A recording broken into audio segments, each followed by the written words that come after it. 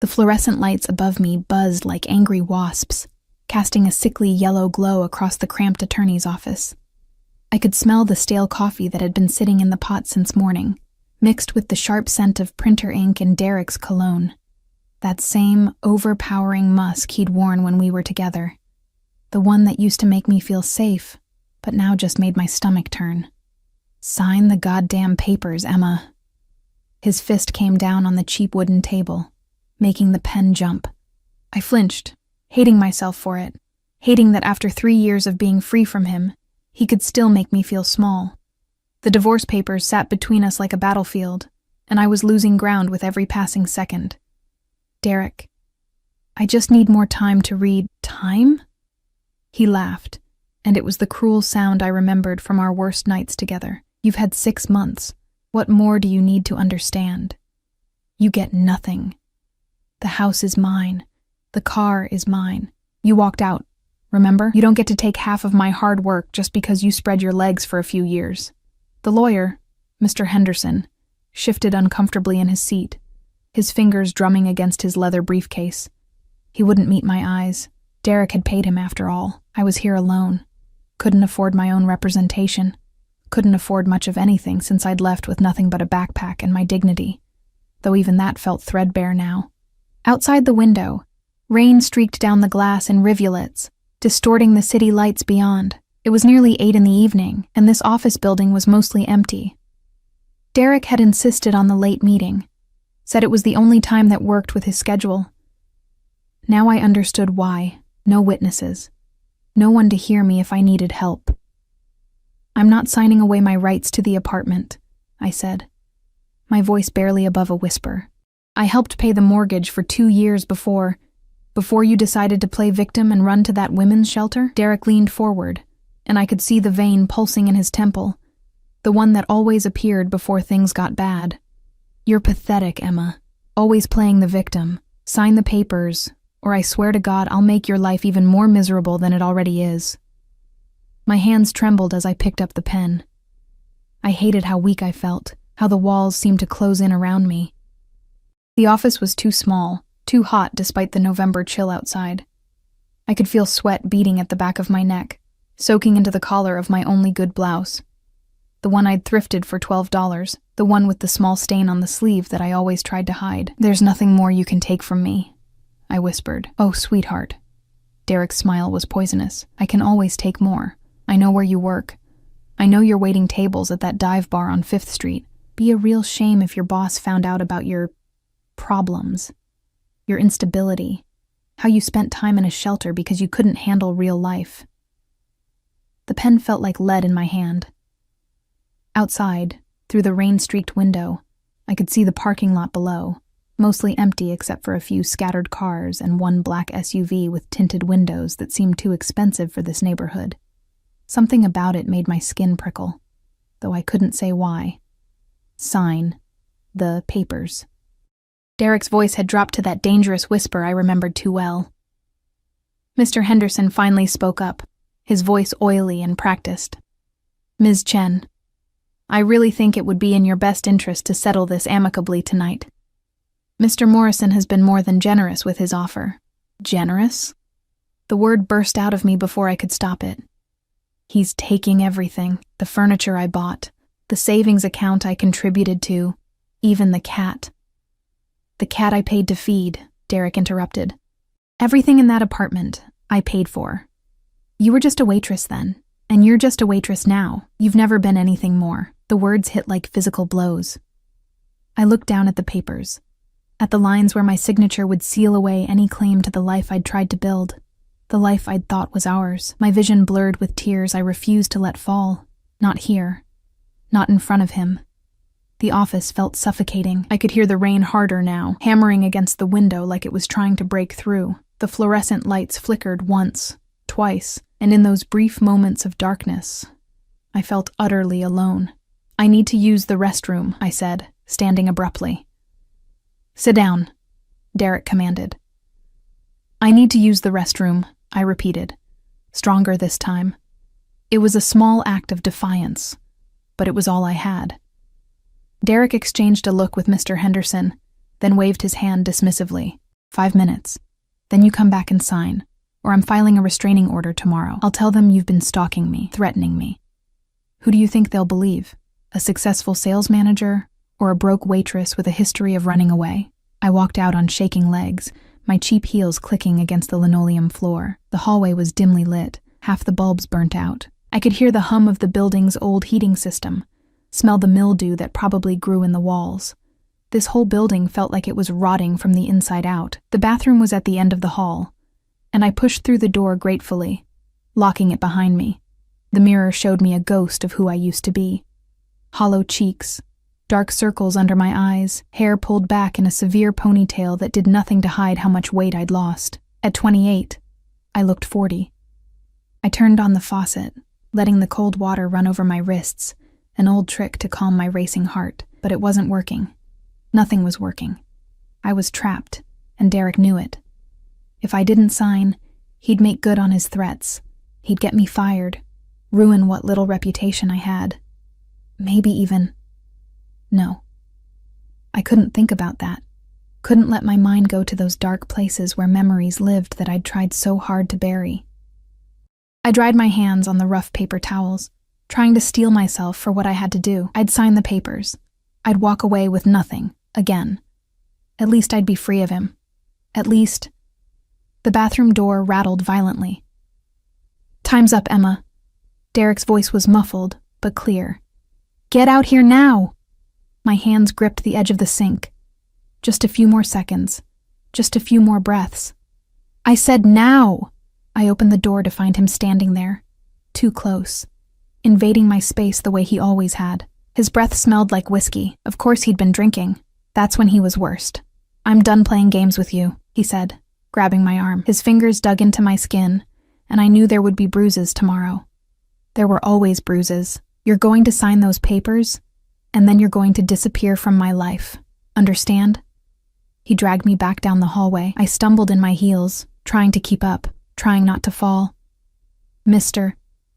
Henderson stood in the doorway of his office, watching with the blank expression of someone who'd decided this wasn't his problem. "Derek, please, you're hurting me. I'll show you hurt if you don't." The elevator dinged. It was such a small sound, barely audible over Derek's angry breathing and my own thundering heartbeat, but something about it made us both freeze. The elevator was at the end of the opposite hallway, and we watched as the doors slid open with a mechanical whisper. A man stepped out. Even from a distance, even in the dim lighting, I could see he was different from anyone I'd ever encountered in this shabby building. His suit was black, perfectly tailored to a frame that spoke of both power and danger. The fabric moved with him like liquid shadow as he walked, each step measured and deliberate. He was young, maybe early 30s, with dark hair styled with casual precision and a face that belonged in magazines or movies, all sharp angles and classical beauty. But it was his eyes that caught me. Even across the distance, I felt the weight of his gaze, dark, assessing, cold as winter frost. 2 men flanked him, both built like walls and wearing similar dark suits, but they faded into the background. He was all I could see. The scent reached me before I could process what was happening. Expensive cologne, something with notes of bergamot and cedar, undercut with something else, something dangerous. It cut through the stale office air like a knife. Derek's grip on my arm loosened slightly. I felt him tense beside me, some animal instinct recognizing a bigger predator. The man walked toward us with unhurried confidence, and I noticed details in fragments. The gleam of a watch that probably cost more than I'd make in 5 years. The perfect Windsor knot of his tie, the way his hands hung loose at his sides in a way that somehow suggested violence held in check. "Gentlemen." His voice was smooth, accented with something I couldn't quite place. Old money, perhaps, or old world. "I believe this floor is closed for the evening." Mr. Henderson cleared his throat. "We have an appointment. We're just finishing up some business. Your business is concluded." It wasn't a suggestion. The 2 men behind him moved slightly, a subtle shift that made the temperature in the hallway seem to drop 10 degrees. I saw Mr. Henderson pale, saw him actually take a step back into his office. Derek, however, puffed up with false bravado. "Look, buddy, I don't know who you think you are, but this is a private matter. So why don't you and your boyfriends get back in your elevator and..." The stranger's eyes moved to Derek, and whatever he saw there made Derek's words die in his throat. The silence that followed was suffocating. Then those dark eyes shifted to me. I felt pinned beneath that gaze like a butterfly under glass. He studied my face with an intensity that made my skin flush. Took in Derek's hand, still gripping my arm. The tears I hadn't quite managed to hide, the way I held myself. Small. Trying to disappear. Something flickered across his expression. Something that looked almost like recognition. Though I'd never seen this man before in my life. I would have remembered. You don't forget a face like that, a presence like that. Remove your hand from her. The words were quiet, conversational even, but they carried absolute authority. Derek laughed, but it sounded nervous. This is my wife, ex-wife, I whispered, finding my voice from somewhere deep inside. Ex-wife. The corner of the stranger's mouth lifted in something that wasn't quite a smile. Ex-wife, he repeated. And somehow when he said it, it sounded like a declaration of freedom. His eyes moved back to Derek. I will not ask again. Derek let go of my arm as if I'd burned him. He stepped back, trying to maintain his dignity, but I could see the fear creeping into his expression. This is harassment. I'll call the police. Please do. The stranger's voice held dark amusement. I'm certain they would be very interested in the bruises forming on Ms. He looked at me expectantly. Chen, I breathed. Emma Chen. Ms. Chen's arm. He said my name like he was tasting it, rolling it around in his mouth to test the flavor, and perhaps interested in the contents of Mr. Henderson's safe, which I believe contained several falsified documents for other clients. Mr. Henderson made a strangled sound. How do you... I make it my business to know things. The stranger took another step closer, and I caught that scent again. Expensive. Intoxicating. Undercut with gunpowder and something metallic that my hindbrain recognized as danger. Now, Ms. Chen, did you want to sign those papers? Everyone was looking at me. Derek with barely contained rage. Mr. Henderson with desperate hope that this would all go away. The two bodyguards with professional disinterest. And him, this beautiful, terrifying stranger, with something in his eyes I couldn't name. My voice cracked. I don't know. Then you don't sign. He said it like it was the simplest thing in the world. Not tonight. Not until you're certain. She doesn't have a choice, Derek started. The settlement will wait. The stranger's voice cut through Derek's protests like a blade. Or it won't. Frankly, I don't care about your settlement, Mr. Morrison. But I do care about women being coerced into signing legal documents while clearly under duress. He glanced at Mr. Henderson. I believe that's grounds for the Bar Association to review your license, counselor. The threat hung in the air, crystal clear. Derek's face was turning red. Who the hell do you think you are? The stranger smiled then, and it was the most terrifying thing I'd ever seen. Beautiful and cold and absolutely merciless. Someone you don't want to know. One of the bodyguards stepped forward, and I noticed the telltale bulge under his jacket. Derek noticed too. The color drained from his face. We're leaving, Derek said quickly, grabbing his briefcase. This isn't over, Emma. You'll be hearing from my lawyer, a real lawyer. No, the stranger said softly. She won't. Something in his tone made it clear this wasn't a debate. Derek hesitated, looked like he wanted to argue, but Mr. Henderson was already gathering papers with shaking hands, clearly desperate to escape. They left together, practically running to the stairs rather than waiting for the elevator. And then I was alone in the hallway with three strangers who felt infinitely more dangerous than my ex-husband ever had. The man in the black suit turned to me, and his expression softened slightly. Though softened was relative. He was still intimidating as hell, still radiated power and danger, but something in his eyes was almost gentle. Are you all right, Ms. Chen? The question, asked in that smooth voice with what seemed like genuine concern, broke something inside me. I started to shake, the adrenaline finally catching up with me. My knees felt weak. I don't know what just happened. You were about to make a mistake. He took a step closer, and I should have been afraid, but somehow I wasn't. May I see your arm? I held it out without thinking, and his fingers, surprisingly gentle, pushed up my sleeve to reveal the angry red marks that were already darkening to purple. His jaw tightened, a muscle ticking beneath that perfect skin. "How long?" he asked quietly. "How long what? How long has he been hurting you?" The question was so direct, so intimate coming from a complete stranger, that I couldn't lie. 3 years together, 3 years apart.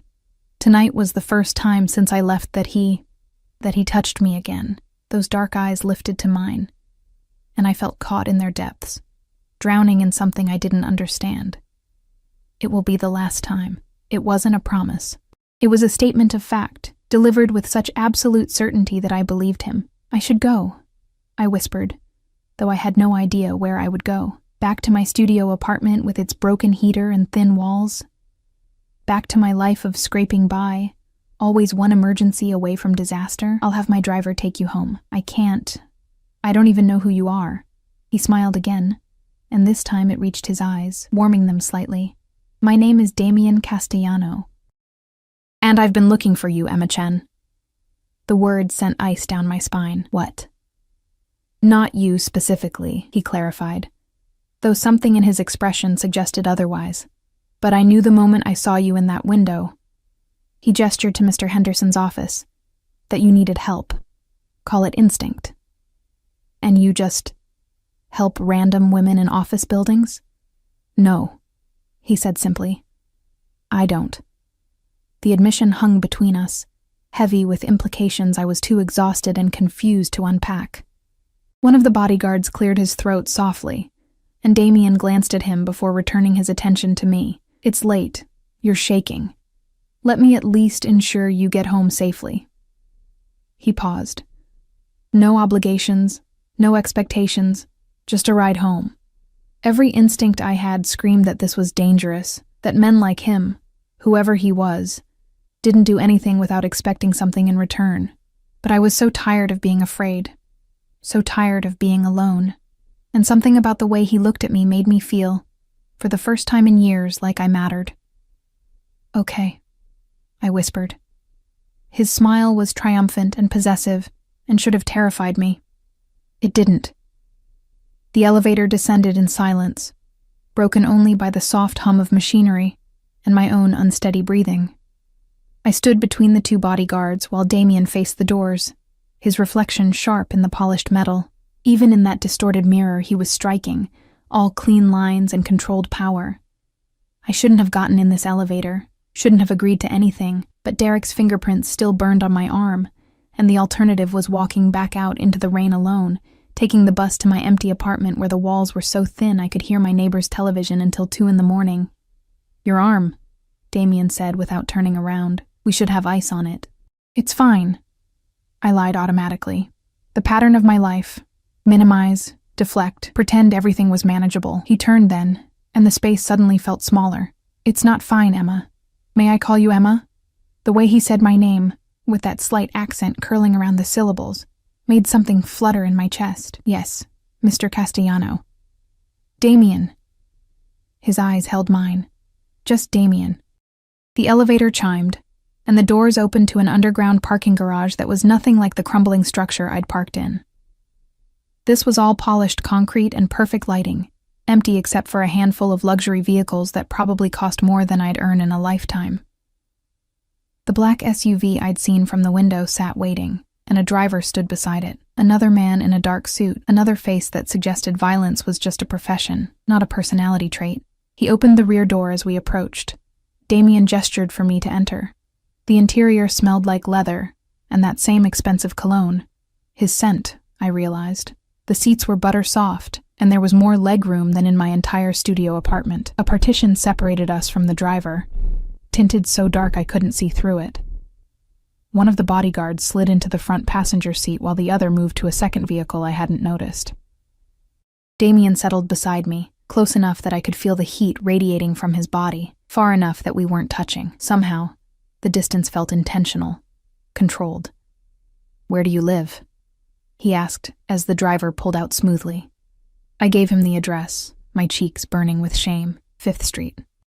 Everyone in the city knew 5th Street, where the desperate and the broken washed up, where the buildings hadn't been updated since the 70s, where you could rent a studio for cheap if you didn't mind the crime rate or the cockroaches. If Damien judged, his face didn't show it. He simply relayed the address to the driver through a speaker system, then turned his attention back to me. From a compartment in the door, he pulled out a first aid kit, because of course he had a first aid kit in his car. "May I?" He held up an ice pack. I nodded, unable to find words. He cracked the pack to activate it, the sound sharp in the quiet cabin, then gently wrapped it in a clean cloth before pressing it to my arm. His fingers were warm against my skin, his touch careful, almost reverent. "Tell me about him," Damien said quietly. "Your ex-husband. Why do you care? Humor me." I watched the city lights slide past the tinted windows, gathering my thoughts. "We met when I was 23. I was working at a diner, going to community college part-time. He was charming, successful. He made me feel like I was worth something." I laughed bitterly. Stupid, right? Not stupid. Human. He changed after we got married. Or maybe he didn't change. Maybe I just finally saw who he really was. The criticism started small. My clothes weren't nice enough. I wasn't educated enough. I embarrassed him in front of his colleagues. The words spilled out easier than I expected, like a dam breaking. Then came the isolation. He didn't like my friends, didn't want me talking to my family. Said they were toxic, that I was better off without them. Damien's jaw tightened, but he said nothing, just held the ice pack steady against my bruised skin. The first time he hit me, he cried after, begged for forgiveness, swore it would never happen again. I closed my eyes against the memories. It happened again, and again, until I couldn't remember what it felt like to not be afraid in my own home. "How did you leave?" A woman at the diner, Rosa, the cook. She noticed the bruises I tried to hide.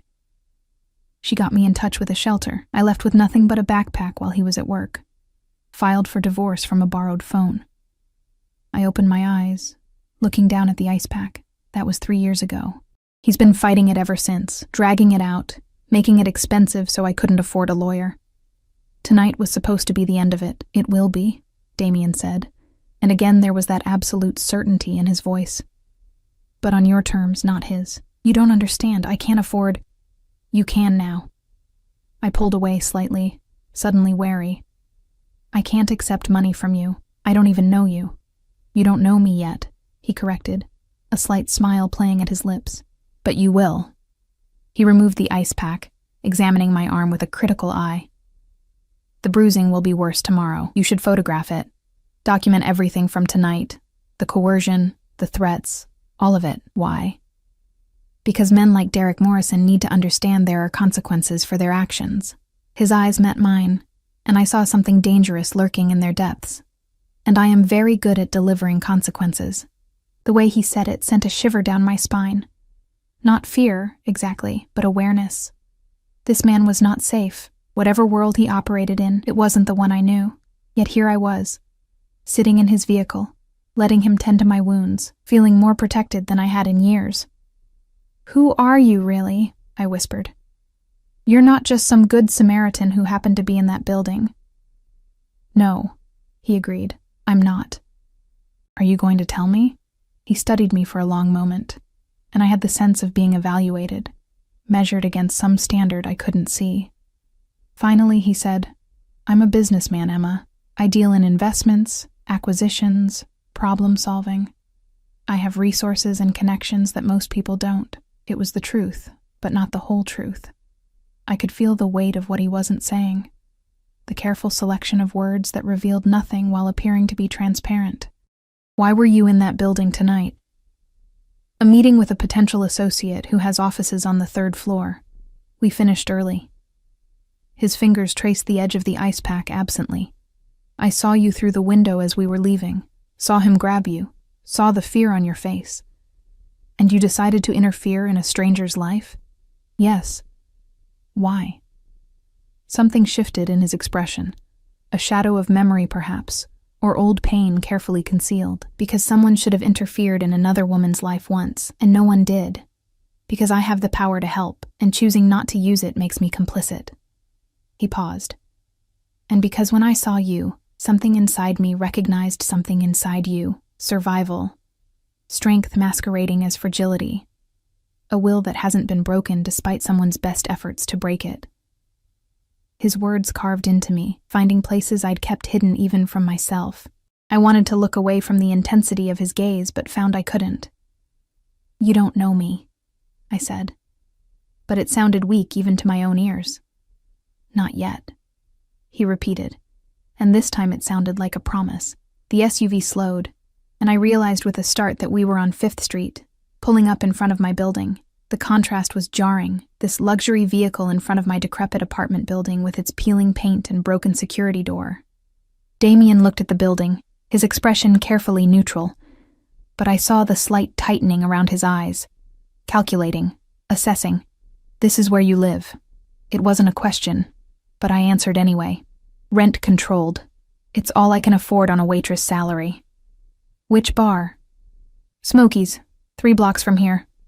He nodded slowly, committing the information to memory with the focus of someone who forgot nothing. The driver appeared at my door, opening it with professional efficiency.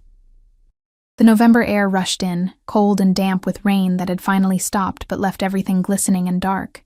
I moved to exit, but Damien's hand on my wrist stopped me. Gentle but unmistakable. Wait. From his jacket pocket, he pulled out a business card, expensive cardstock with embossed lettering that caught the streetlight. A phone number, nothing else.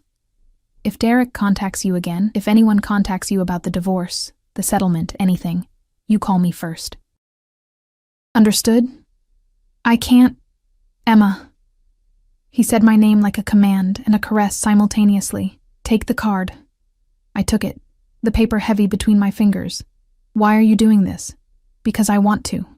He released my wrist, but I could still feel the warmth of his touch. And because you deserve someone in your corner, who isn't afraid of men like Derek Morrison, and you're not afraid of him. His smile was sharp as broken glass. I'm not afraid of anyone. I believed him.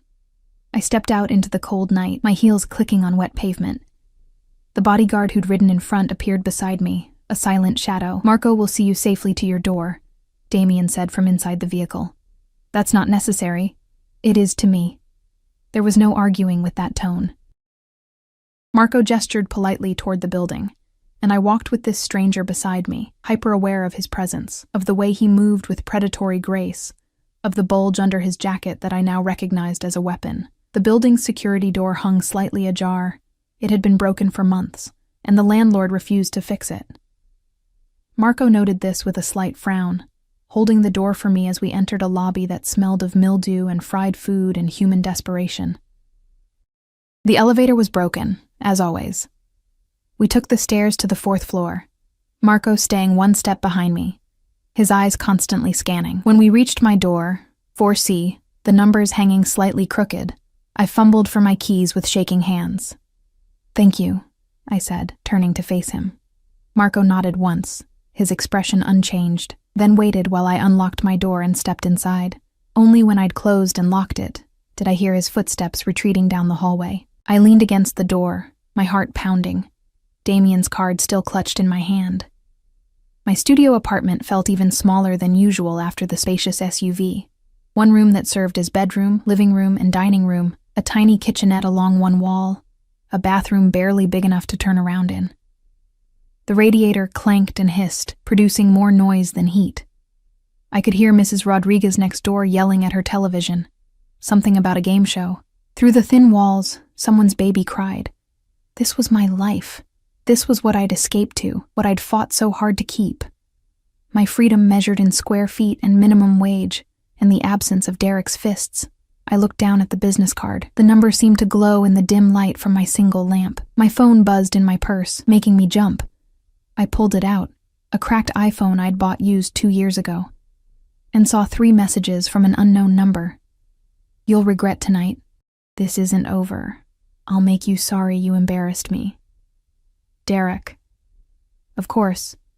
He'd probably been typing furiously the entire drive home, working himself into a rage, deciding that tonight's humiliation was somehow my fault.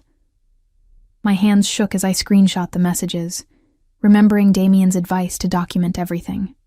Then, before I could second-guess myself, I dialed the number on his card. He answered on the first ring, as if he'd been waiting. Emma.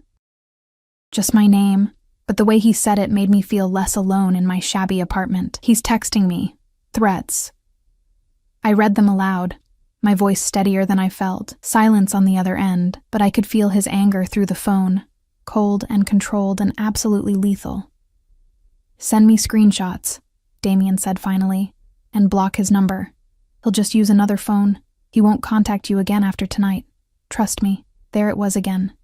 That absolute certainty. That sense that Damien Castellano made statements, not promises, because his word was simply fact waiting to happen. How can you be sure? Because I'm going to make certain he understands the consequences of bothering what's mine. The words hung in the air between us. What's mine? Possessive. Claiming. I should have been offended, should have objected, but instead I felt something warm unfurl in my chest, something dangerous that felt like hope. I'm not yours, I said. But it came out as a question. Not yet, he said for the third time. And now it sounded like inevitability. Get some rest, Emma. Tomorrow will be better than today, I promise you that. He hung up before I could respond. I stood in my tiny apartment, holding my phone, feeling the imprint of his words on my skin like a brand. Through the window, I could see the black SUV still idling at the curb, a dark sentinel in the night, watching, protecting, claiming. I should have been afraid. I wasn't. I pulled out my laptop, another secondhand purchase, and emailed the screenshots to the number Damien had called from. Then I blocked Derek's number, feeling a small surge of power in that simple action. The SUV's headlights flashed once, twice, before it pulled away from the curb and disappeared into the night, taking Damien Castellano with it, and leaving me with more questions than answers. I touched the bruises on my arm, then looked at his business card still in my hand. Heavy cardstock, embossed numbers, the weight of possibility. Tomorrow, I would go to work at Smokey's and pretend tonight never happened. I would serve drinks and smile at customers and collect tips that never quite covered rent. I would survive, because that's what I did. But something had shifted tonight. Some door had opened that I didn't know how to close. Wasn't sure I wanted to close. I placed Damien's card on my nightstand, next to the lamp, where I could see it. And for the first time in 3 years, I fell asleep feeling safe. The smell of stale beer and fried food greeted me as I pushed through the back door of Smokey's at 4:30 the next afternoon. The bar wouldn't open for another half hour. But I always arrived early, partly because I needed the job too much to risk being late, partly because the walk from my apartment gave me time to prepare the mask I wore for customers. Today, the mask felt heavier than usual. You look like hell, Chica, Rosa called from the kitchen, her round face appearing in the service window.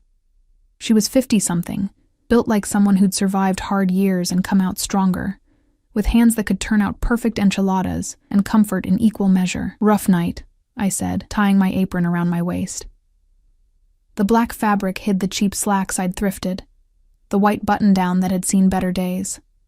My uniform of invisibility. Derek? Her voice sharpened with concern. He wanted me to sign the papers. I didn't. I busied myself with checking the bar stock, counting bottles I'd counted 100 times before. Anything to avoid her knowing eyes. Good. That pendejo doesn't deserve to take anything more from you. She paused.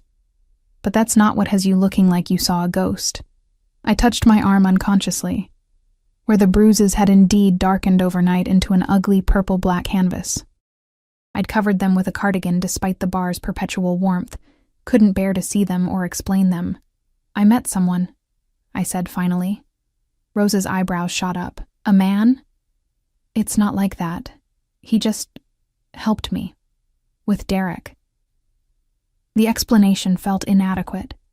Couldn't capture the intensity of Damien's presence, or the way he'd looked at me like I was something precious and breakable and worth protecting. Helped you how? Before I could answer, my phone buzzed in my pocket. I pulled it out, expecting spam, or maybe my landlord demanding rent that wasn't due for another week. Instead, I found a message from an unknown number. Good morning, Emma. I trust you slept well. A lawyer will contact you today regarding your divorce proceedings. Her name is Catherine Walsh. She's the best. Don't worry about payment. It's handled. D. My breath caught. A lawyer. The best. Payment handled. Emma? Rosa's voice seemed to come from far away. You okay? You just went pale. Another message appeared. Also, Derek Morrison will not be contacting you again. Ever. The certainty in those words, even typed on a screen, sent a shiver through me. What had Damien done? What kind of man could send a text message at 4:30 in the afternoon and make promises that sounded like prophecies? I have to make a call, I said, already moving toward the back alley where I could have privacy. The November air bit through my cardigan as I stepped outside, but I barely felt it. My fingers trembled as I pulled up Damien's number. Already saved in my contacts, though I didn't remember doing it. Maybe I'd done it last night in that hazy space between sleep and consciousness, when his voice still echoed in my head. He answered immediately. Emma. That voice, smooth as whiskey, dark as sin. Did you receive my messages? You can't hire me a lawyer. I can't accept that. You can, and you will. No room for argument. Catherine is already reviewing your case. She'll call within the hour. Damien, I don't understand what's happening. Why are you doing this? Silence stretched between us, filled only by my harsh breathing and the distant sound of traffic. When he spoke again, his voice was softer, almost gentle. Because you needed help, and I have the means to provide it. Because Derek Morrison deserves to lose everything he tried to take from you. Because... He paused, and I heard something shift in his tone, something raw beneath the control. Because I want to. That's not a reason. It's the only reason that matters. A muffled conversation in the background, someone speaking rapid Italian. I have to go. Accept Catherine's call. Trust me, Emma. I don't know if I can. Then learn. He hung up, leaving me staring at my phone in the cold alley, my heart racing. I wanted to be angry, wanted to feel manipulated, controlled, but underneath the confusion and fear, I felt something else entirely. Relief. For the first time since I'd left Derek, someone was fighting for me. Someone with the power to actually make a difference. The phone rang. Unknown number. I answered. Ms. Chen, this is Catherine Walsh. I believe we have some legal matters to discuss. Her voice was crisp, professional, the kind that commanded boardrooms and courtrooms with equal ease. I leaned against the brick wall, trying to steady myself. Mr. Castellano hired you. Mr. Castellano retained my services on your behalf, yes. I've reviewed the documentation from your attempted settlement last night. Quite the circus, from what I understand. Mr. Henderson should be reported to the bar, and will be by end of business today. The casual competence in her voice was almost dizzying. I can't afford... That's not your concern. Your concern is answering my questions honestly, so I can build the strongest case possible. Now, shall we begin? For the next 20 minutes, I stood in that alley and told Catherine Walsh everything. The marriage, the abuse, the isolation, Derek's financial manipulation, last night's coercion. She made efficient notes, asked pointed questions, never once made me feel like I was anything less than a client who deserved her full attention. I'll have preliminary papers filed by tomorrow morning, she said finally. Mr. Morrison is going to discover that dragging out divorce proceedings is significantly more expensive when the other party has proper representation. I expect we'll have a settlement within 6 weeks. One that's actually equitable. 6 weeks? I'd been fighting for 3 years. 6 weeks, she confirmed. I don't lose, Ms. Chen. Ever. She hung up, leaving me staring at my phone like it might contain answers to questions I didn't know how to ask. I went back inside to find Tony, the bar owner, already setting up for opening. He was 60, built like a retired boxer, with a face that had seen every kind of trouble and decided most of it wasn't worth the effort. You're distracted today, he observed, pulling a case of beer from the cooler. Sorry, Tony. Won't happen again. Didn't say it was a problem, just an observation. He studied me with shrewd eyes. Those bruises on your arm, your ex? I'd forgotten to adjust my sleeve. The cardigan had shifted during my conversation, exposing the edge of Derek's handiwork. I quickly covered it. It's handled. Good. Because if it wasn't, I know people. Everyone in this neighborhood knew people. It was how you survived. Networks of mutual protection. Favors owed and paid. The informal economy of the desperate and determined. Actually handled this time, I assured him. I have a lawyer now. His eyebrows rose. Yeah. That's good, Emma. You deserve someone in your corner. The bar filled slowly as evening approached. Regulars mostly, people who came for cheap drinks and cheaper company, who knew my name and left decent tips and didn't ask questions about bruises or broken dreams. I fell into the rhythm of it, pouring beers and mixing simple cocktails, smiling and chatting and pretending everything was normal, except nothing was normal anymore. At 7:30 the door opened, and 3 men walked in wearing suits that didn't belong in Smokies. I recognized the type immediately. Corporate, expensive, probably slumming it on a dare or looking for some working-class authenticity to tell stories about later. They sat at the bar, and I approached with my customer service smile firmly in place. What can I get you, gentlemen? The one in the middle, late 30s, wedding ring, cologne that cost more than my rent, looked me up and down in a way that made my skin crawl. Well, aren't you a pretty little thing? What's your name, sweetheart? Emma. And you? Does it matter? He leaned forward, invading my space.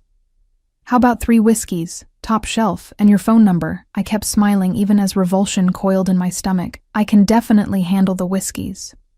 His friends laughed, and I turned to pour their drinks, feeling his eyes on me the entire time. This was part of the job, deflecting, demurring, keeping tips coming while maintaining boundaries.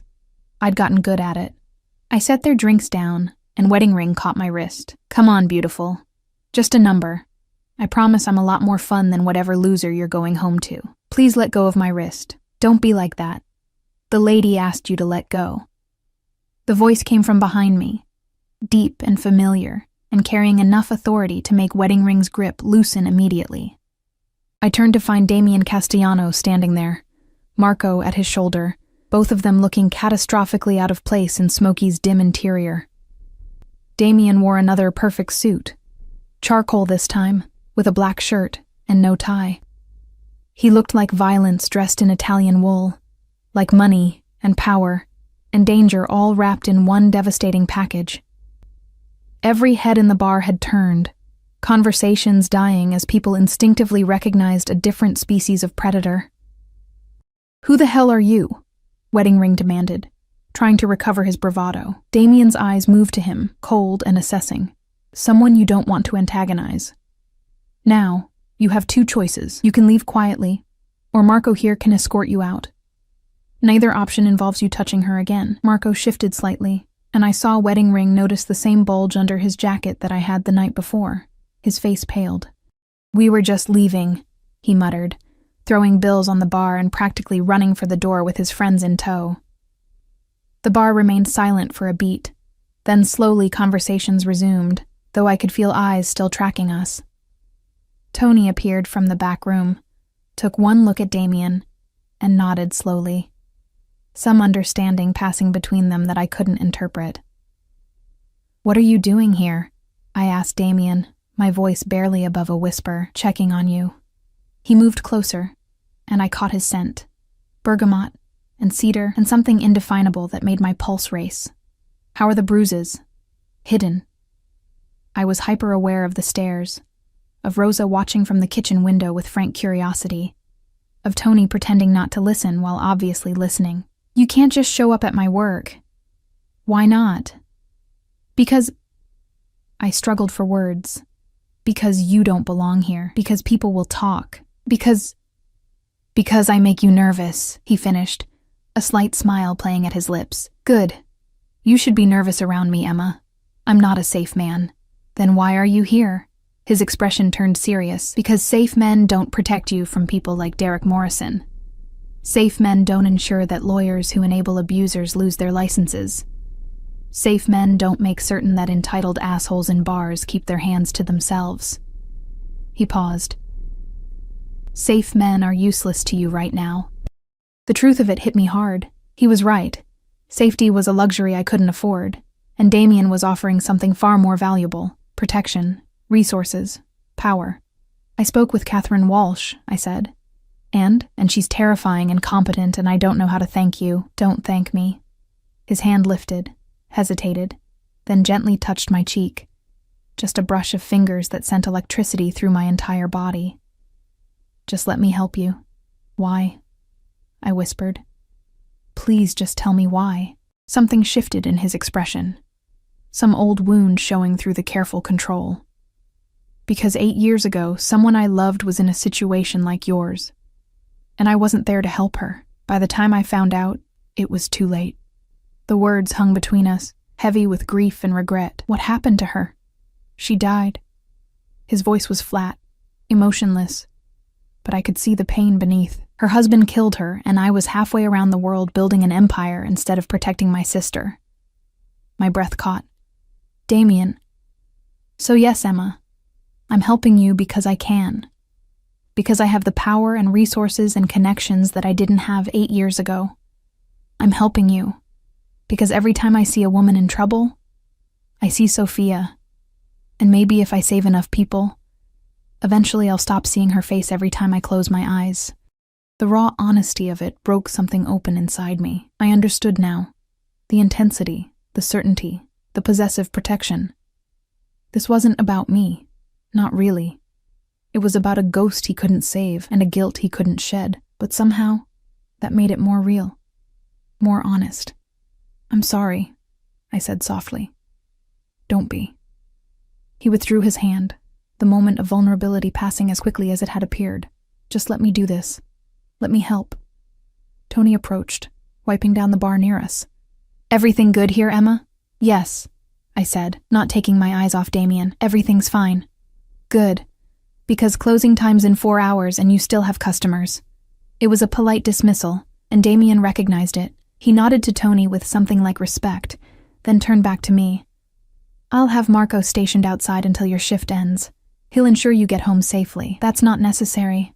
"It is to me," he said, echoing last night's words. "Humor me, Emma. Please." The please did it. Such a simple word, but coming from a man who clearly wasn't accustomed to asking for anything, it felt like a gift. "Okay," I agreed. His smile was devastating. "Good. I'll call you tomorrow." He left with Marco, and the bar seemed darker after their departure, like they'd taken all the oxygen with them. I stood there, my cheek still tingling from his touch, my heart hammering against my ribs. Rosa appeared at my elbow. "Okay, now you're telling me everything."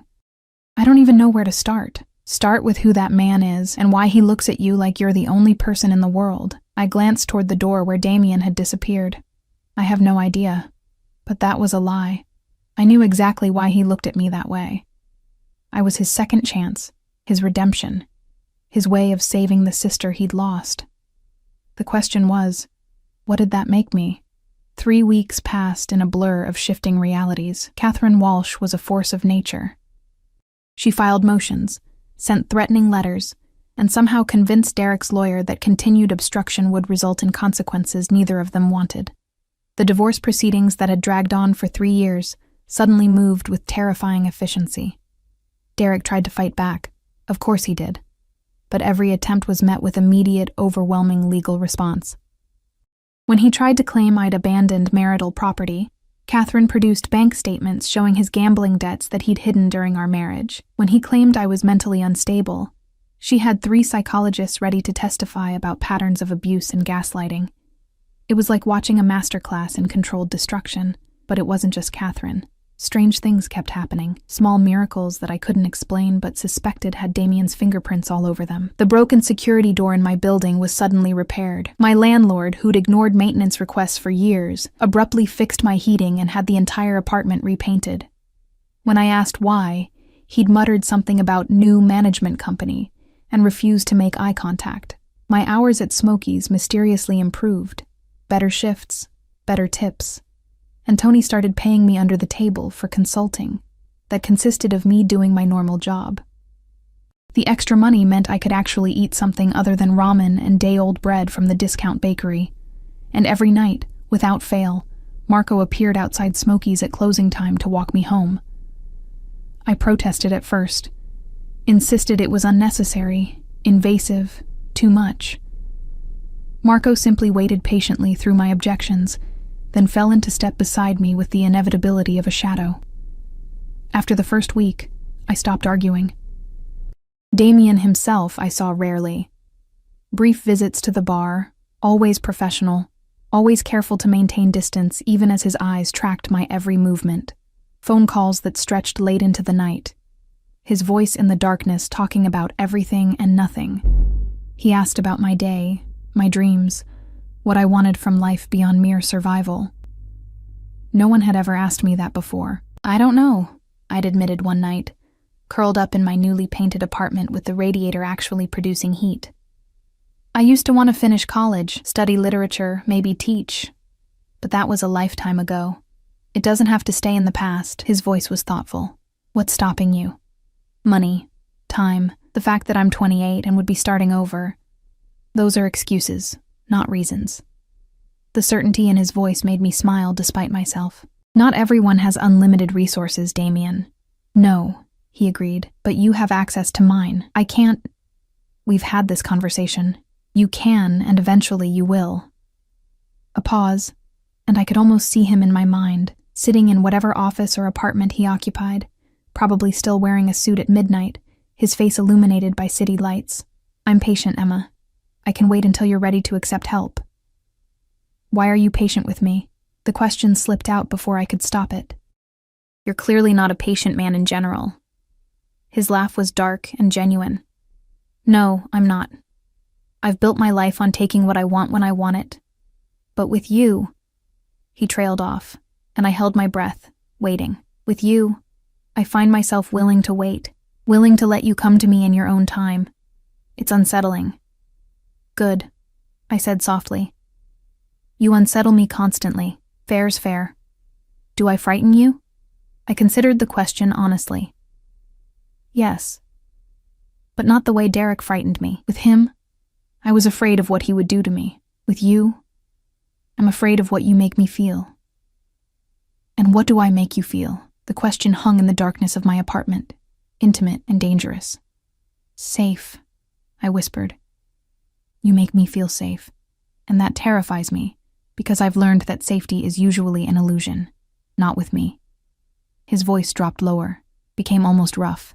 I would burn the world down before I let anyone hurt you again, Emma. That's not an illusion. It's a promise. The intensity of his words should have sent me running. Instead, I felt warmth bloom in my chest. Dangerous and addictive. Your sister, I said carefully. Sophia. Tell me about her. Silence stretched so long I thought he'd hung up. Then, she was 3 years older than me, raised me after our parents died when I was 15. She gave up everything to make sure I could finish school, go to university. Met her husband during my second year. He seemed perfect. Successful, charming, attentive, like Derek. Exactly like Derek. Bitterness crept into his tone. I was too busy building my business to notice how she changed, how she became smaller, quieter, always apologizing for things that weren't her fault. By the time I understood what was happening, she'd isolated herself completely, wouldn't take my calls, wouldn't see me. I tried to intervene, but she defended him, said I was jealous of her happiness. That's what abusers do, I said quietly. They make you defend them, make you complicit in your own destruction. I know that now. Then, I just felt helpless. Angry, a long breath. I left for a business trip to Tokyo. 3 weeks. When I came back, she was dead. He claimed it was an accident, that she'd fallen down the stairs. The police believed him. He walked free. Oh, Damien. He didn't walk free for long. His voice went cold, empty. 6 months later, he died in a car accident. Brake failure. Very tragic. The implication was clear, and I should have been horrified. Instead, I felt a fierce satisfaction that Sophia had been avenged, even if it came too late to save her. Is that what you do? I asked. Fix things that are broken? Deliver justice when the system fails? Among other things. He paused. Does that bother you? It should, I admitted, but no, it doesn't. Good. I could hear the smile in his voice, because I'm not going to stop, Emma. Not for you, not for anyone. The world is full of people like Derek Morrison, and the legal system moves too slowly to protect their victims. Someone has to fill that gap, even if it makes you a criminal. I'd rather be a criminal who saves lives than a law-abiding citizen who does nothing while people suffer. The moral absolutism should have troubled me.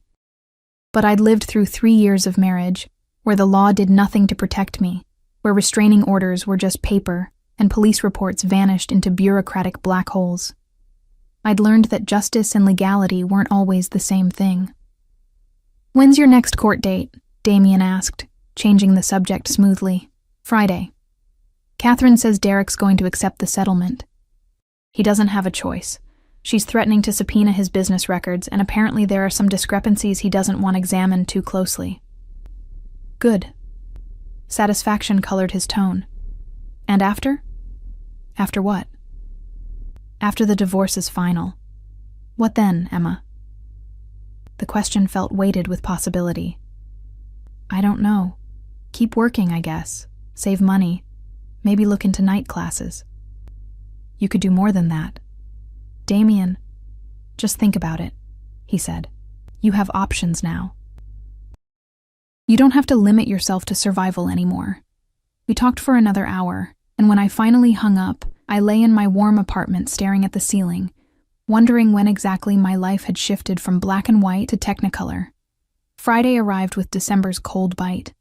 I wore my best outfit, still thrifted, still obviously cheap, but clean and professional. Catherine had told me I didn't need to attend the settlement conference, but I wanted to be there. Wanted to see Derek's face when he signed away his control over me. The courthouse was downtown, all marble and authority. Catherine met me outside, looking perfect in a gray suit that probably cost more than my monthly rent. "Ready?" she asked. "Yes."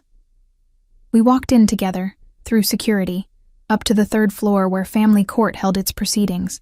Derek was already there with his new lawyer, Henderson having been disbarred 2 weeks earlier for ethics violations that mysteriously came to light.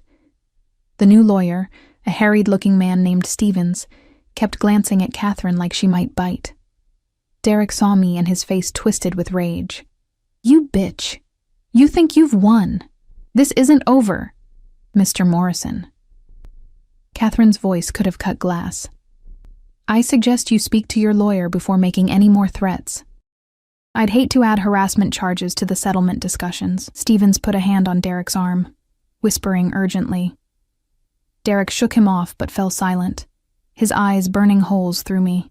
I refused to look away, refused to give him the satisfaction of my fear. The conference room was small and sterile. We sat on opposite sides of a table, while a mediator explained the terms Catherine had negotiated. Derek would keep the house, but would pay me for my equity contribution. The savings account would be split evenly. All marital debts, including Derek's gambling debts that he'd hidden, would be his responsibility. It was more than fair. It was victory. "Sign it," Stevens urged Derek quietly. Derek's hand shook as he picked up the pen. "You're going to regret this," he said to me. "You think your new boyfriend can protect you forever? I know people too. I know—" He stopped mid-sentence, his face going pale. I followed his gaze to the conference room door, where Marco had appeared, silent and imposing. He didn't say anything, didn't move, just stood there as a reminder of exactly who was protecting me and what kind of resources they had. Derek signed the papers. Catherine witnessed, the mediator notarized, and just like that, 3 years of legal warfare ended. I walked out of that courthouse a free woman, truly free, for the first time since I was 23 years old. Marco walked beside me to the street, where the familiar black SUV waited. The door opened, and Damien stepped out. He wore a black suit and gray tie, his hair slightly tousled by the December wind, and when he saw me, his expression transformed into something fierce and proud and possessive. "It's done?"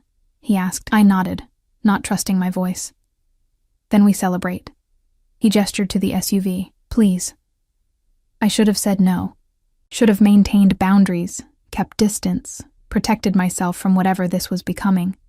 But I was exhausted and exhilarated and so tired of being alone. I got in the car. Damien settled beside me, and the door closed, cocooning us in leather and expensive cologne and possibility. The driver pulled into traffic smoothly.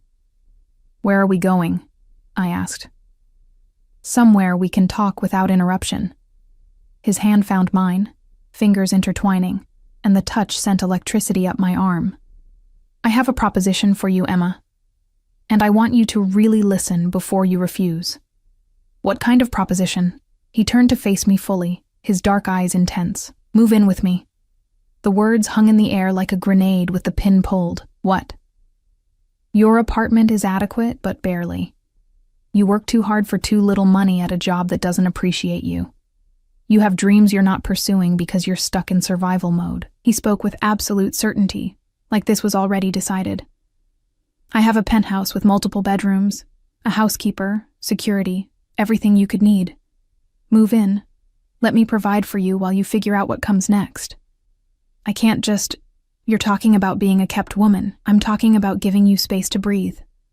His thumb traced circles on my palm, distracting and intimate. No strings, Emma. Your own bedroom, your own space. You can quit Smokies or keep working if you prefer. You can enroll in classes, pursue your degree, anything you want. All I ask is that you let me help you build a life instead of just surviving one. Why? The question came out as a whisper. Why do you care this much? Because I can't seem to stop caring. His free hand lifted to cup my cheek, and I leaned into the touch without thinking. Because when I see you, I see strength and resilience and beauty that's been beaten down but never broken. Because you deserve more than a studio apartment with a broken heater and a job that doesn't value you. Because... He paused, his expression turning vulnerable in a way I'd never seen. Because I'm halfway to obsessed with you, Emma Chen. And I'm not fighting it anymore. My breath caught. Damien. I know it's too much, too fast. I know I should be patient, give you time, let you come to this decision on your own. But I'm not a patient man, and I want you safe and cared for, and mine. The last word came out rough, possessive. So I'm asking, begging, if I have to, move in with me. Let me take care of you. Please. The please undid me, just like it had at the bar. I looked into his eyes and saw hunger and need, and something deeper, darker, more intense. He wanted to possess me, protect me, own me in ways that should have sent me running. But I'd spent 3 years in a cage. Derek had locked me away and beaten me down, and tried to break me. Damien was offering a different kind of cage, a gilded one, lined with silk and safety, with doors I could open if I chose.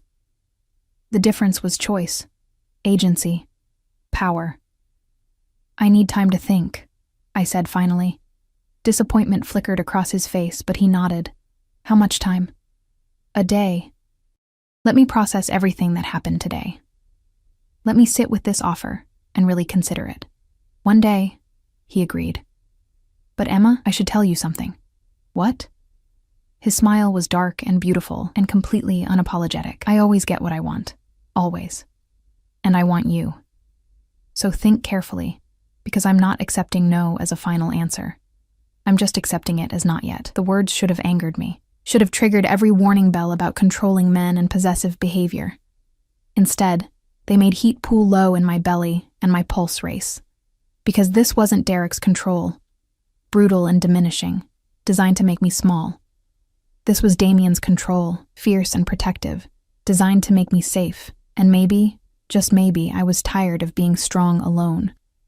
I didn't sleep that night. My newly painted apartment felt smaller than ever, the walls closing in despite the working heat and fixed windows. I paced the limited floor space, wearing a path between the kitchenette and the bed, turning Damien's proposition over in my mind like a puzzle I couldn't solve. Move in with me. 3 simple words that represented a chasm I wasn't sure I could cross. On one side, independence hard-won through blood and tears, self-reliance forged in the fires of survival, the knowledge that I could make it alone even if barely. On the other side, Damien Castellano with his dark eyes and darker promises, offering safety and comfort, and something that felt dangerously like belonging. My phone sat on the nightstand, silent. He'd promised to give me a day, and true to his word, he hadn't called or texted, but I could feel his presence anyway, like gravity pulling at me from across the city. At 3 a.m, I gave up on sleep and made coffee with the expensive grounds that had mysteriously appeared in my cupboard 2 weeks ago. Another gift I hadn't asked for, but couldn't bring myself to refuse. The brew was rich and dark, nothing like the cheap instant I'd survived on for years. Everything Damien touched transformed into something better, including me. I caught my reflection in the window. Still thin, still tired, but different somehow. My eyes held something they hadn't in years. Not quite hope, but not quite despair either. Possibility, maybe. The dangerous belief that life could be more than just endurance. My laptop sat on the small table, and I opened it on impulse, typing Damien's name into the search bar. I'd avoided doing this before, afraid of what I might find, but now I needed to know exactly who I was considering binding my life to. The results were illuminating and terrifying in equal measure. Damien Castellano, 32 years old, CEO of Castellano Investments, a private equity firm with holdings in real estate, technology, and what the articles diplomatically called security services. Net worth estimated in the hundreds of millions. Photographs of him at charity galas, business conferences, always in perfect suits with beautiful women on his arm, who never appeared in more than one photo. But it was the older articles that made my breath catch. References to his sister's death 8 years ago. Speculation about his rapid rise in business afterward. Suggestions of connections to organized crime that were never quite proven. A profile piece that described him as ruthlessly effective and not a man to cross. One article from an Italian newspaper, run through translation software, was more explicit. Castellano operates in the gray spaces between legal and illegal, wielding power through both legitimate business and less savory connections. Those who oppose him tend to find their fortunes rapidly declining through means that are difficult to trace back to him directly. I should have been horrified. Should have slammed the laptop closed and blocked his number and run as far as possible from a man who was clearly dangerous in ways I couldn't fully comprehend. Instead, I felt a strange calm settle over me. Because I'd already known, hadn't I? Had known from the moment he appeared in that hallway with his bodyguards and his absolute certainty that he operated outside normal rules. Had known when Derek's lawyer was disbarred with suspicious timing, when my building's maintenance issues suddenly resolved, when Marco appeared every night like a well-armed shadow. Damien Castellano was not a good man by conventional standards, but he was good to me. Good for me, perhaps. And after years of Derek's cruelty disguised as love, maybe I needed someone whose darkness was honest, whose possessiveness came with actual protection instead of prison bars. Dawn broke slowly over the city, painting my window in shades of pink and gold. I watched the sun rise over buildings that had witnessed my suffering and survival, feeling something shift inside me, a decision crystallizing like ice forming on glass. I picked up my phone and called him. He answered before the first ring finished, his voice rough with what might have been sleeplessness or concern or both. Emma. Yes, I said simply. Yes. Yes, I'll move in with you. Yes. I'll let you help me. Yes to whatever this is between us that I don't have a name for yet. I paused, gathering courage, but I need you to promise me something. Anything. No hesitation. Just absolute certainty. Promise me that if I want to leave, you'll let me go, that this isn't just another cage with a prettier lock. Silence stretched between us, and I could almost feel him considering the words, weighing them against his nature, against the possessiveness I'd seen in his eyes, the need to control and protect and own. I promise, he said finally, that I will never force you to stay. That any cage I build for you will have doors you hold the keys to. A pause, and his voice dropped lower, more intimate. But I also promise that I will do everything in my power to make you never want to leave, to give you reasons to stay that have nothing to do with locks and everything to do with choice. The honesty of it stole my breath. Okay. I could hear the smile in his voice, the triumph. I'm sending Marco to you now. Pack what you want to bring. Anything you don't want to carry will have moved later. Damien, I just agreed. Can I have a few hours too? I've waited 24 hours, which is approximately 23 hours and 59 minutes longer than I wanted to wait. I'm not waiting anymore. The command in his voice sent shivers down my spine. Pack, Emma. You're coming home. Home. The word echoed in my mind as I hung up, foreign and familiar at once. I looked around my studio apartment, at the peeling paint that had been covered but still showed through, At the furniture I'd collected piece by piece from thrift stores and street corners, at the life I'd built from nothing with bleeding hands and stubborn will. It had been enough to survive, but maybe I was ready for more than survival. I packed quickly, efficiently. Clothes that mostly weren't worth keeping but held memories of hard-won independence. Books I'd collected from dollar stores and library sales. A photograph of my mother, dead now for 5 years, who'd never known about Derek's abuse because I'd been too ashamed to tell her. A few pieces of cheap jewelry that meant something only to me. Everything I owned fit into 2 suitcases and a backpack.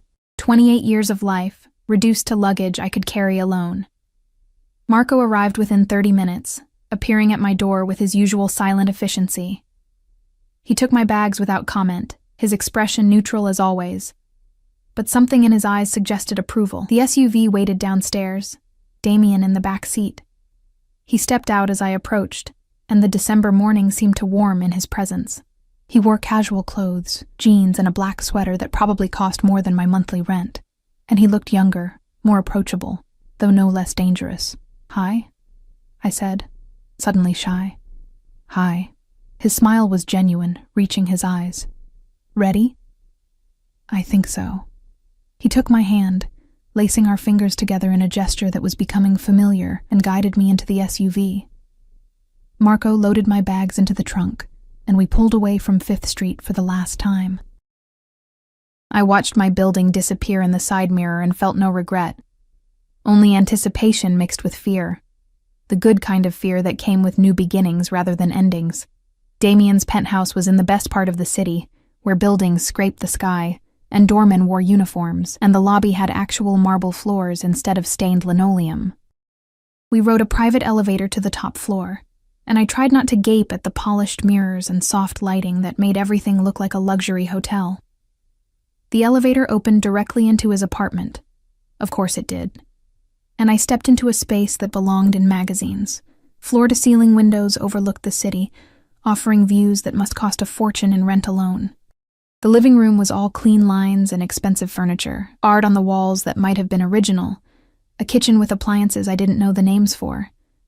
Everything was in shades of black and gray and white, masculine and sophisticated and utterly unlike anywhere I'd ever lived. "Your room is this way," Damien said, guiding me down a hallway. He opened a door to reveal a bedroom that was larger than my entire studio apartment. A king-sized bed dominated the space, dressed in soft gray linens. Windows offered more impossible views. A door led to a private bathroom with a tub big enough to swim in, and a shower with multiple heads. "This is too much," I whispered. "This is the smallest bedroom," he said, amusement coloring his tone. "My room is at the other end of the hall." "You'll have complete privacy, Emma. This is your space. And the strings you mentioned not having." He turned to face me fully, his expression serious. "I won't lie and say I don't want you in my bed. That I don't think about it constantly. Imagine what you'd look like in my sheets, what sounds you'd make when I touch you." Heat flooded my cheeks, and his eyes darkened with satisfaction. "But that happens when you decide, if you decide. Not before. And if I never decide," pain flickered across his face, quickly masked, "then I'll learn to live with wanting you and not having you. Because having you here, safe and cared for, is more important than satisfying my own desires." The honesty was devastating. I stepped closer, drawn by something I didn't fully understand. Attraction, yes, but also recognition. He'd been broken by loss just as I'd been broken by abuse, and we'd both rebuilt ourselves into people who knew how to survive, but not how to truly live. Maybe we could learn together. "Thank you," I said softly. "For all of this. For everything." "Don't thank me yet." His hand lifted to cup my cheek, thumb tracing my cheekbone with reverent gentleness. "I'm selfish, Emma. I want you here because it makes me feel better. Eases guilt I can't quite shed. I want to take care of you because it helps me sleep at night. This isn't purely altruistic." "I know." I leaned into his touch. "I'm selfish too.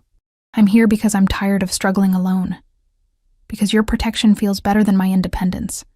Because when I'm near you, I feel things I thought Derek had killed in me." "What things?" "Desire." The word felt dangerous on my tongue. "Want." The belief that maybe I deserve good things. His thumb moved to my lower lip, tracing it slowly. You deserve everything good in the world. And I'm going to spend however long you let me proving that to you. The kiss, when it came, was inevitable. His lips were soft against mine, questioning rather than demanding, giving me space to pull away if I wanted. I didn't want to.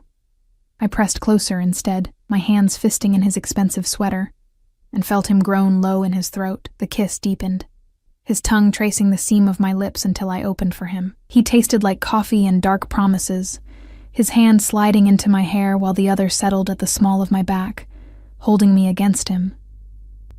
I'd kissed Derek thousands of times, but it had never felt like this. Like coming home and falling off a cliff simultaneously. Like safety and danger perfectly balanced. When we finally broke apart, both breathing hard, Damien rested his forehead against mine. I should let you unpack, he said, though his hands remained on me, unwilling to let go. You should. I should give you space to settle in, probably. I should be patient and gentlemanly, and let you come to me in your own time. That would be very considerate. He pulled back just enough to look into my eyes, and what I saw there made my pulse race. I don't want to be patient or gentlemanly, Emma. I want to carry you to my bed and show you exactly how thoroughly you've destroyed my self-control. Heat pooled low in my belly. Then why don't you? Because you deserve better than a man who can't wait. Because you've been rushed and controlled and coerced, and I refuse to be another man who takes what he wants without caring what you need. The restraint cost him. I could see it in the tension of his jaw, the tightness around his eyes. And that restraint, that obvious struggle against his own desires for my benefit, undid something inside me. What if what I need, I said slowly, is to feel wanted, to be with someone who chooses me not because he can control me, but because he can't help himself? His eyes darkened to nearly black. Emma, I'm choosing this, choosing you. Not because I'm afraid or coerced or have no other options. I stepped back, pulling him with me toward the bed, but because for the first time in my life, I want something just for me, and what I want is you. The last thread of his control snapped. He kissed me again, harder this time, walking me backward until my legs hit the bed. We fell together onto soft sheets, and his weight above me felt nothing like Derek's had. Not crushing or threatening, but protective. Safe even in intensity. Tell me to stop, he breathed against my neck. And I stop. Always. Understand? I understand. I arched into his touch as his hand skimmed my sides. Don't stop. What followed was revelation. Damien touched me like I was precious. Like every gasp and moan I made was a gift he'd been waiting his whole life to receive. He learned my body with patient intensity, finding places that made me shudder, discovering what made me beg, and when we finally came together, when he filled me completely and stilled to let me adjust, he looked into my eyes with such fierce possession that I felt claimed in the best possible way.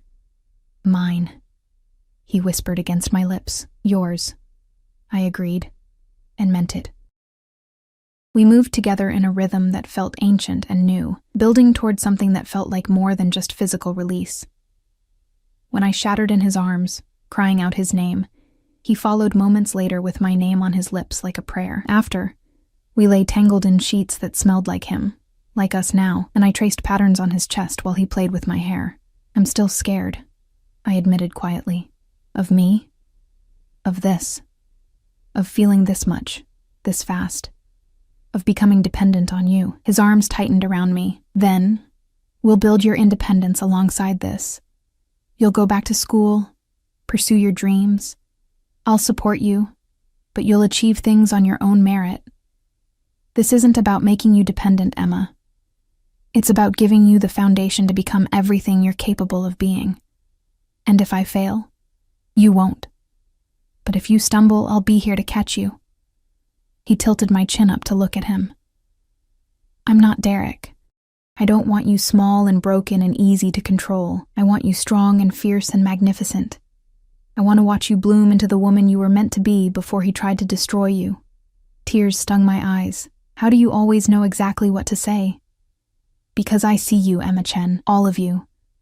The scared parts and the strong parts and everything in between, and I'm completely, irrevocably obsessed with every single piece. I kissed him again, softer this time, sealing something between us that felt like a promise.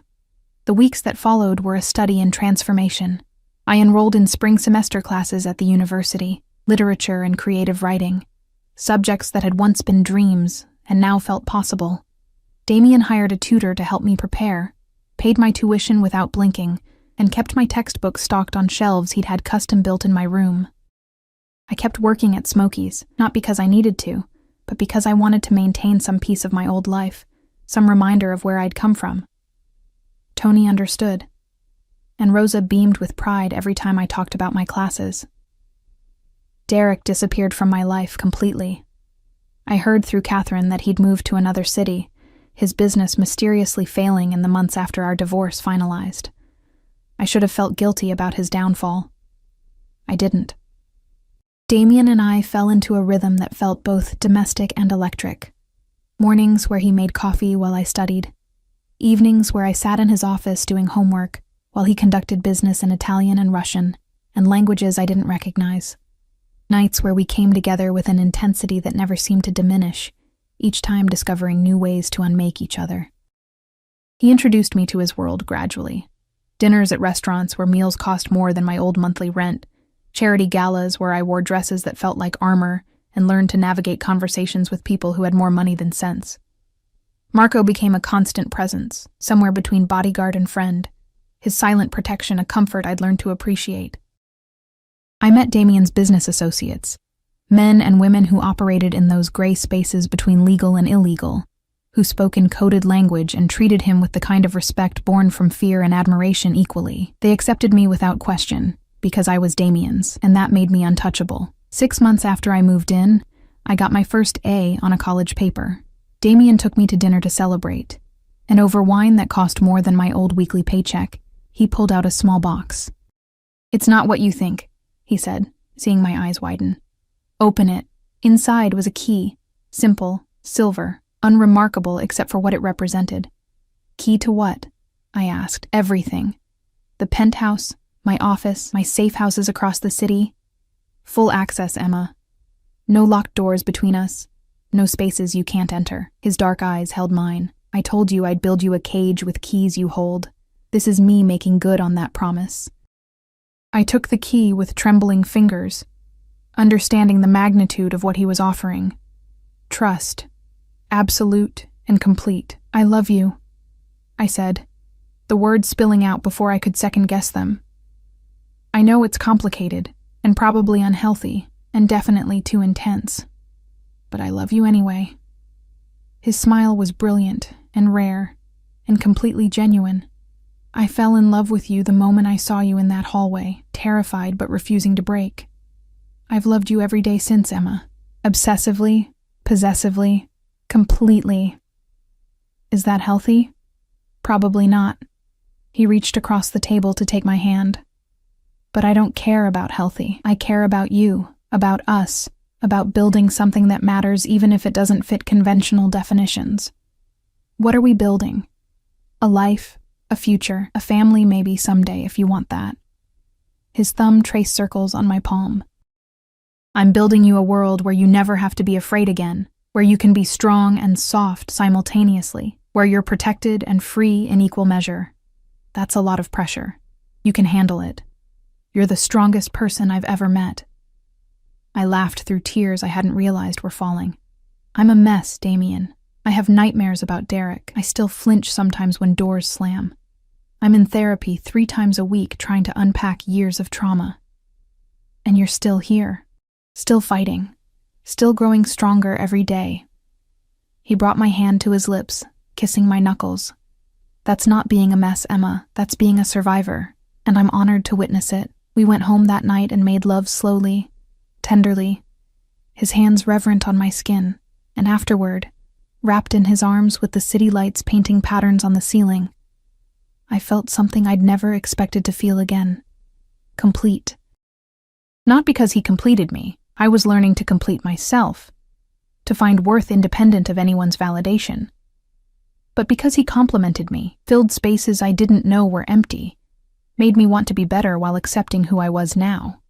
A year after that night in the attorney's office, I stood in the university auditorium receiving my associate degree, the first of many steps toward the bachelor's I was determined to earn. Damien sat in the front row, Marco beside him, both of them looking absurdly out of place among the proud parents and supportive friends. When they called my name, Damien stood and applauded, his pride visible even from a distance. And when I walked across that stage, I thought about the woman I'd been. Broken, terrified, convinced she deserved nothing more than survival. That woman had been strong in ways she didn't recognize, had endured horrors and kept going. Had found the courage to leave when leaving felt impossible, but she'd also been alone. Now I had Damien, complicated, dangerous, obsessive Damien who loved me with an intensity that should probably concern mental health professionals, but instead made me feel cherished. I had resources and opportunities and the freedom to pursue dreams I'd buried. I had a future that looked nothing like my past. After the ceremony, Damien pulled me into his arms, kissing me thoroughly while Marco politely looked away, and other graduates' families pretended not to stare at the gorgeous, clearly wealthy man, claiming me so publicly. "I'm proud of you," he whispered against my lips. "I couldn't have done it without you. Yes, you could have. It would have taken longer, been harder, but you would have found a way. That's who you are." He pulled back to look at me, his dark eyes soft. "But I'm glad I could make it easier. Glad I get to be part of your journey." "Where to next?" I asked. "Anywhere you want. The world is yours, Emma. You just have to decide what you want to take from it." I looked at this man who'd appeared in my darkest moment like an avenging angel, who'd offered protection without demanding submission, who'd given me tools to build myself up, rather than breaking me down to rebuild in his image. "I want everything," I said. "With you." His smile was triumphant. "Then everything is what you'll have." We walked out of that auditorium hand in hand, Marco trailing behind like a well-dressed shadow, and I felt the last piece of Derek's influence crumble away. I was Emma Chen, survivor, student, beloved. I was free, and I was finally, completely home.